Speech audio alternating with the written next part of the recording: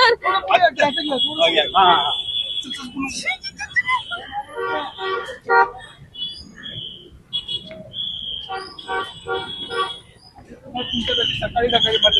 Thank you. Sir काय सांगाल तुमच्या मतदारसंघात लोकांचा प्रतिसाद खूप चांगल्या पद्धतीने आहे. चांगला आहे प्रतिसाद आणि मराठी प्रेमी जनता, मुंबई प्रेमी जनता सगळी उतरलेली आपण पाहतोय आणि मला वाटतं हेच महत्वाचं आहे, कारण ही आपल्यासाठी सर्वात महत्वाची निवडणूक आहे. मी एवढंच सांगेन, यावेळी चुकाल तर मुकाल, येऊन मतदान करा. त्याशिवाय आणखी जे दुबार मतदार, कारण की छबिलदास झालं, शारदाश्रम अनेक झालं, अनेक ठिकाणी दुबार मतदार सापडतात, अनेक ठिकाणी याद्या अजून लोकांना सापडत नाही, कुठच्या यादीत आहेत ते. मला वाटतं हा जो घातलेला गोंधळ आहे निवडणूक आयोगाने, कुठे ना कुठेतरी त्यांनी उत्तर देणं गरजेचं आहे की ते पगार कशासाठी घेतात. नाहीतर जनतेचा खूप मोठा उद्रेक त्यांच्या विरुद्ध होईल. त्या व्यतिरिक्त सर पाडू मशीन संदर्भात काय सांगाल? आता बघू, ते उद्यापासून त्यांचं सुरू होईल, पण आमचा तो विरोध आहे, कडाडून विरोध करू.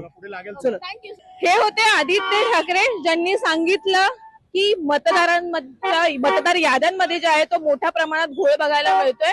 त्या व्यतिरिक्त जे आहे ते मतदारांनी मत दिलं पाहिजे, कारण की यंदाच्या वेळेस जर का चुकाल तर पुढच्या 5 वर्षांसाठी असेल किंवा मुंबईसाठी जे असाल तुम्ही मुकाल.